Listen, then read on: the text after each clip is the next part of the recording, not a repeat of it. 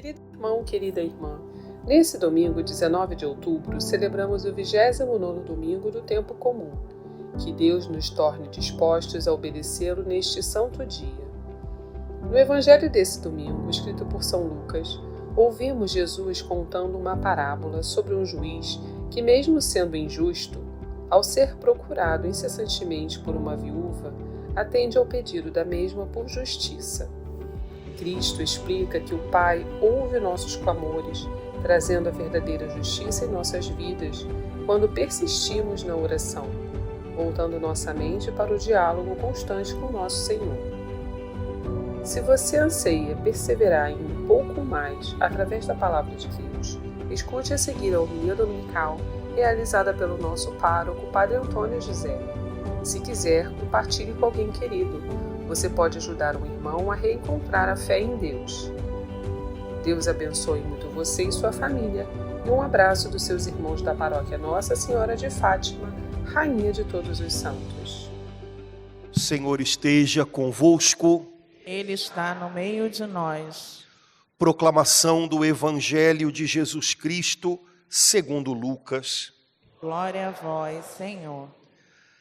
Naquele tempo, Jesus contou aos discípulos uma parábola para mostrar-lhes a necessidade de rezar sempre e nunca desistir, dizendo: numa cidade havia um juiz que não temia a Deus e não respeitava homem algum. Na mesma cidade havia uma viúva que vinha à procura do juiz pedindo: faze-me justiça contra o meu adversário. Durante muito tempo o juiz se recusou.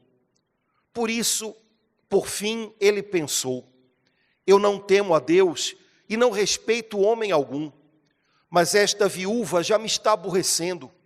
Vou fazer-lhe justiça para que ela não venha a agredir-me. E o Senhor acrescentou: escutai o que diz este juiz injusto. E Deus não fará justiça aos seus escolhidos, que dia e noite gritam por ele? Será que vai fazê-los esperar? Eu vos digo que Deus lhes fará justiça bem depressa. Mas o Filho do Homem, quando vier, será que ainda vai encontrar fé sobre a terra? Palavra da salvação. Glória a vós, Senhor. Irmãos queridos, os trechinhos da palavra de Deus que nós ouvimos hoje são um encorajamento à oração. Frequentemente, quando nós lemos nas Sagradas Escrituras parábolas, histórias contadas por Jesus, nós vemos primeiro a história e, ao final, se é preciso esclarecer algo um pouco mais, o evangelista que contou para a gente a história, ele dá um pouco mais de detalhes para que a gente compreenda bem o sentido, a lição que Jesus nos deixou por meio dessa parábola. E talvez seja a coisa que a gente espera encontrar num texto. Se alguém conta uma história, a história é contada e no final, entendi, a lição é essa. Mas hoje a impressão que a gente tem é que São Lucas não queria correr o risco de que a gente, ouvindo a parábola de Jesus, chegasse ao final dela e não entendesse muito bem a lição que ele queria nos deixar. Acho que São Lucas não levou fé na gente. Então, antes de contar a parábola, ele deixa claro o porquê Jesus contou. Um dia, Jesus contou esta parábola a respeito da necessidade de rezar sempre e não desistir nunca. Então ele conta a história. Eu acho que ele não quis correr o risco de chegar ao final e a gente não ter entendido muito bem. É preciso rezar sempre e não desistir na oração jamais. Ontem eu perguntei para as crianças, afinal, o que significa rezar sempre? Porque a gente pode imaginar que rezar sempre significa rezar sempre, mesmo que eu esqueça de rezar hoje. Mas as crianças acertaram. Quando eu perguntei, o que é rezar sempre? Aí as crianças responderam, é rezar todo dia. É isso aí. Rezar sempre não é imaginar, mas eu rezo sempre. Só deixei de rezar hoje. Só reza sempre a pessoa que tem o compromisso de rezar no dia de hoje.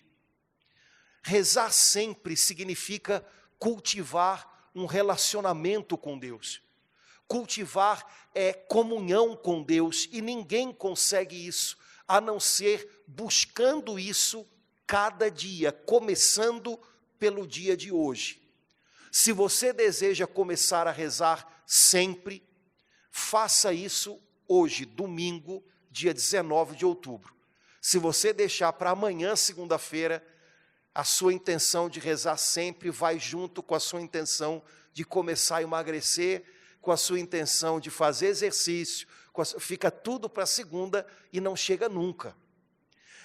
Irmãos, a gente precisa aprender a viver todas as nossas coisas com Deus.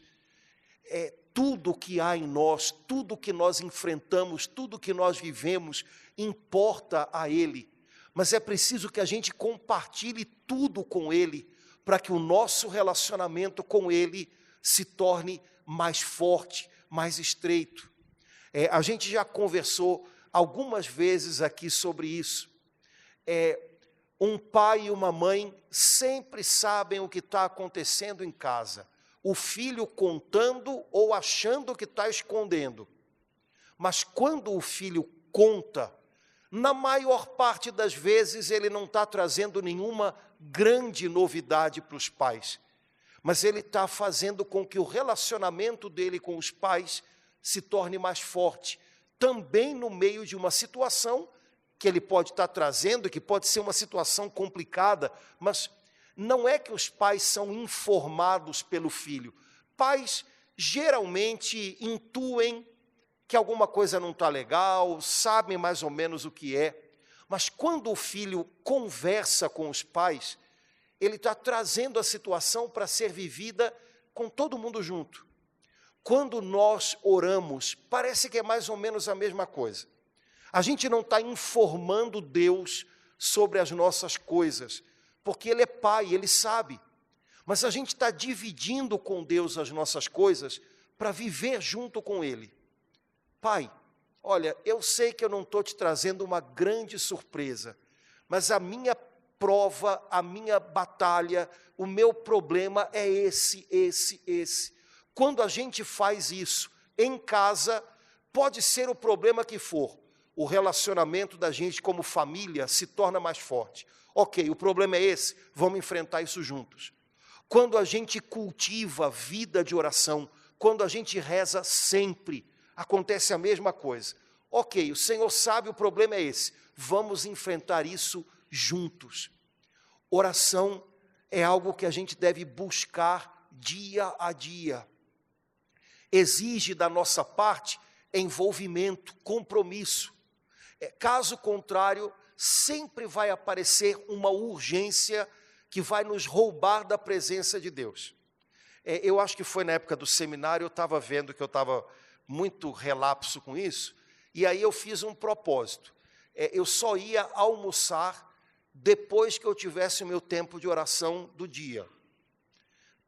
Eu podia rezar às 5 da manhã ou às 2 da tarde, mas não podia almoçar antes do momento de oração. Como eu tinha fome todo dia, foi muito bom, me ajudou muito isso, porque resolvido, né?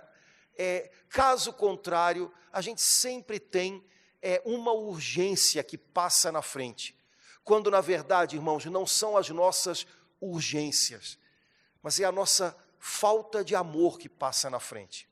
Acho que todos nós aqui, que temos como um dos grandes motivos para não rezar a falta de tempo, já tivemos esses dias meio preguiçosos, como por exemplo hoje.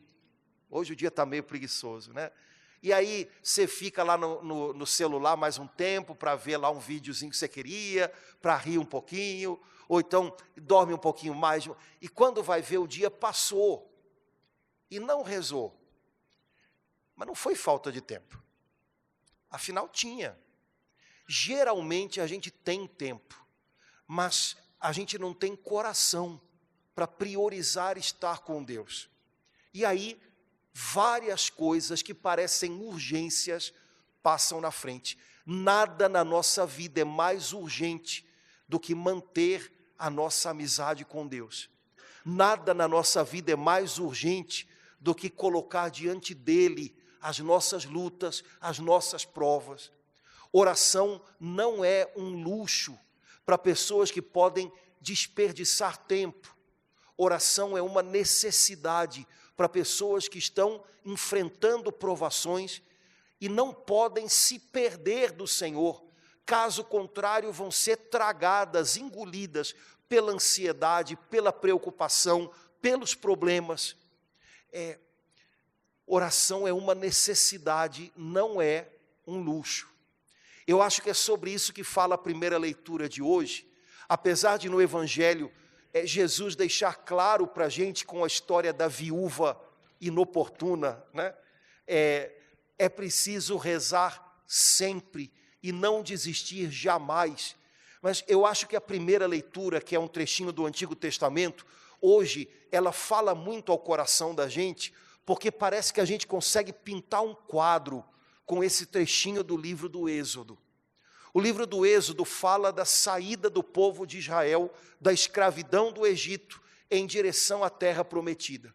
Você sabe que entre uma coisa e outra havia um deserto a ser vencido. Não sei se você lembra, mas antes de sair do Egito, o povo de Israel esteve no Egito por 400 anos, praticamente todo esse tempo sob regime de escravidão. E é claro que um império que está dominando com escravidão um povo, não permite que esse povo faça exercícios de guerra, exercícios bélicos, se adestre para lutas. Esse povo tem que ser diminuído, tem que ser enfraquecido, para que a gente consiga continuar dominando sobre ele. Pois foi isso que o Egito fez com Israel. Durante 400 anos, os israelitas se tornaram um povo fraco fisicamente, frágil interiormente, com cabeça de escravos, até que, por mão de Moisés, o Senhor os tirou da escravidão. Mas o povo, 400 anos marcam um povo, uma família. O povo saiu do Egito ainda como escravo. Eles não tinham estratégias de guerra, eles não sabiam usar armas. Moisés começou a tentar organizar um exército. Talvez ele tenha escolhido os mais fortes, os mais jovens. Escolheu um jovem chamado Josué como general. Eu tenho a impressão que Josué nunca tinha lutado uma batalha a sério. E esse pequeno exército de ex-escravos era o único recurso militar que o povo de Israel possuía para atravessar o deserto e entrar na terra prometida. Não tinham estratégias, não conheciam a arte da guerra, não sabiam manejar armas, não sabiam o que iam encontrar no caminho. Depois que o povo de Israel passou pelo Mar Vermelho e entrou no deserto, eles tiveram o primeiro susto. Um povo que era nômade no deserto, os amalecitas, percebendo que vinha uma caravana imensa, que eram os israelitas, começou a se organizar para atacar a caravana. Os amalecitas eram nômades do deserto e eles viviam de raptos, eles viviam de rapina, eles viviam roubando. Eles eram treinados para brigar, para guerrear. Eles viviam disso. E Israel, avançando no deserto, já não podia voltar atrás, o Mar Vermelho tinha se fechado atrás. Os amalecitas estavam adiante, em emboscada, para impedir Israel de passar, pelo menos para pegar deles o que pudessem pegar. Moisés soube da história, possivelmente tinha gente indo à frente para olhar o caminho e trouxe a notícia para Moisés. Moisés chamou Josué e disse: olha, você vai à frente do nosso povo com o nosso exército, imagina. E quando os amalecitas chegarem, você tem que lutar. O povo vai ficar esperando atrás. Eu, Moisés, vou subir o monte que tem aqui e vou orar por você.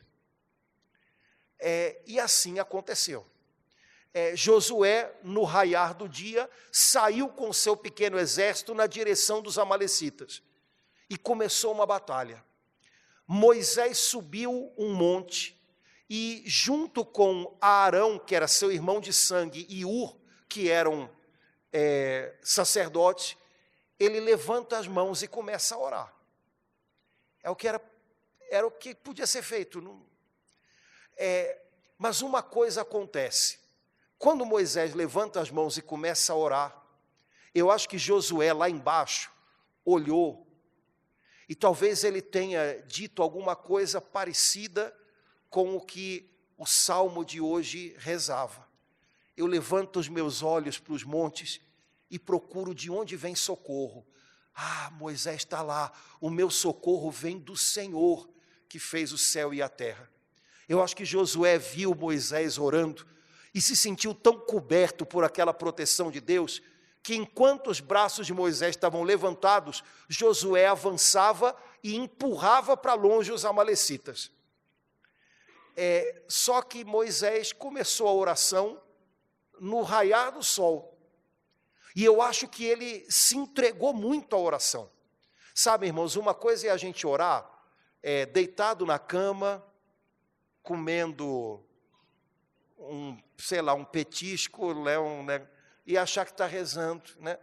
Outra coisa é você orar tendo uma guerra diante dos olhos. E talvez a gente precise aprender isso, viu?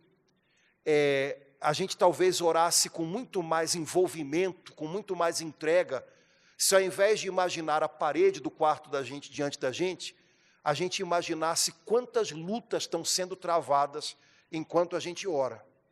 Moisés tinha uma batalha, e o povo que ele tinha tirado do Egito estava dependendo daquele pequeno exército que ia à sua frente. E Moisés deve ter começado: Senhor, essa guerra não é nossa, é sua. O Senhor trouxe a gente até aqui. O Senhor é a única ajuda que a gente tem, a gente não sabe lutar. A gente era escravo até 3 dias atrás, Senhor. A gente não tem força para isso, luta pela gente. E sabe, irmãos, se envolver em oração é um negócio exigente. Moisés deve ter começado a ficar cansado, e a Bíblia diz que os braços dele começaram a baixar. Mas quando Moisés parava de orar, os amalecitas viravam o jogo e começavam a vir sobre Israel. Arão e Ur perceberam, arranjaram uma pedra: Moisés, senta aqui. Arão foi para um lado, Ur foi para o outro, cada um segurou um braço de Moisés. E a Bíblia diz que até o pôr do sol, Moisés ficou com os braços erguidos, Arão e Ur segurando. Bom, do nascer do sol até o pôr do sol, 12 horas. Sem parar. Porque tinha uma luta a ser vencida, que jamais seria vencida, se não fosse vencida no alto daquele monte.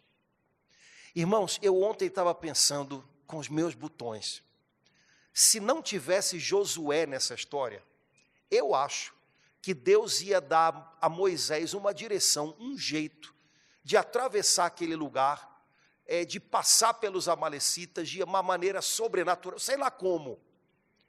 E o povo de Israel ia.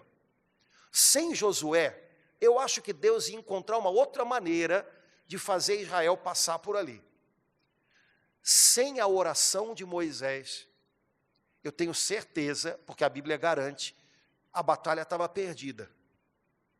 Existem batalhas na nossa vida, e são muitas, que são decididas aqui dentro, que são decididas entre a gente e o Senhor, e não entre a gente e mais 1000 pessoas.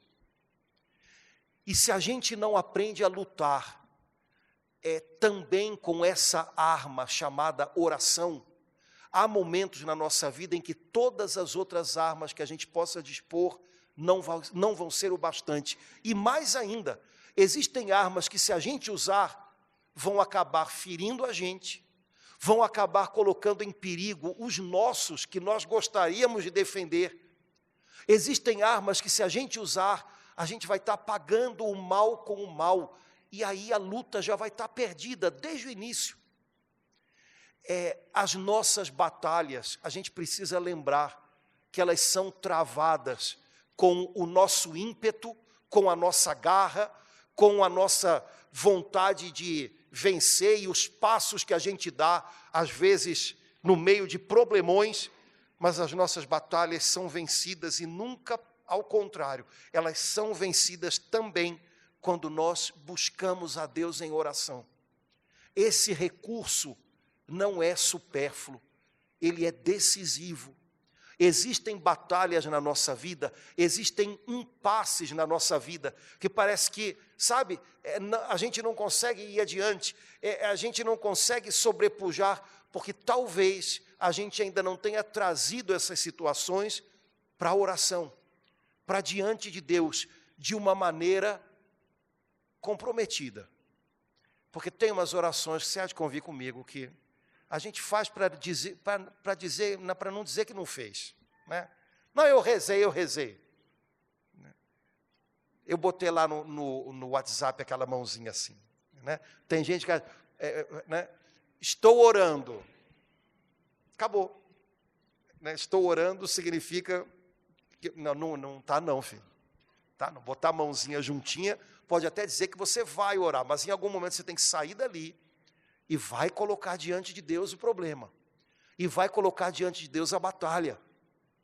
Certas batalhas na nossa vida se tornam impasses que não se movem, que não se definem, porque talvez a gente precise, diante de Deus, abrir as nossas estratégias, o nosso coração, e quem sabe o Senhor vai nos surpreender mostrando um caminho que a gente não percebia, mostrando algo que a gente não notava que faria toda a diferença. Irmãos, todos nós estamos envolvidos em várias lutas. As mais importantes são as que a gente carrega dentro da gente. Ninguém vê, mas existem batalhas acontecendo aqui dentro. Essas batalhas, as de dentro e as de fora, você tem um recurso para elas, sua oração, sua amizade com Deus. Lute em primeiro lugar para não perder isso de vista. Seja fiel, cultive vida de oração, reze sempre, mas isso não significa sempre menos hoje. Isso significa começando especialmente hoje. Dedique um tempo para estar com o Senhor. Você não vai informá-lo de nenhuma novidade, mas você vai começar a viver suas lutas junto com Ele. E as coisas começam a mudar quando a gente descobre que não está lutando sozinho e que tem alguém que é maior do que nós, que está envolvido com a gente e que tem um caminho melhor para mostrar, uma estratégia melhor para nos ensinar. Hoje o convite do Senhor é: reze sempre, sem desistir jamais. Se você já tinha desistido, volte a lutar com a oração. Volte. Não, mas eu já desisti. Não, mas no reino de Deus dá para voltar. Volte a orar. Volte a colocar diante do Senhor tudo isso. Reze sempre, começando hoje. Suas batalhas são decididas pela sua comunhão com Deus. Nada pode ficar de fora disso. Leve tudo à presença dEle e comece no dia de hoje. Tenho certeza que tem umas batalhas que o Senhor deseja rapidamente desmanchar na nossa vida, se a gente simplesmente colocar diante dEle com humildade, esperando a direção que Ele tem para nós. Hoje é o dia da gente dizer: eu levanto os olhos para os montes, de onde é que vem socorro? Eu não espero mais socorro de outra pessoa, porque todo mundo que podia ajudar já tentou e não deu. Ou então aquela pessoa com quem eu contava tanto não está por perto. Mas o meu socorro vem do Senhor, que fez o céu e a terra. Contando com Ele, sem estar sozinho nessa batalha, a gente vai adiante.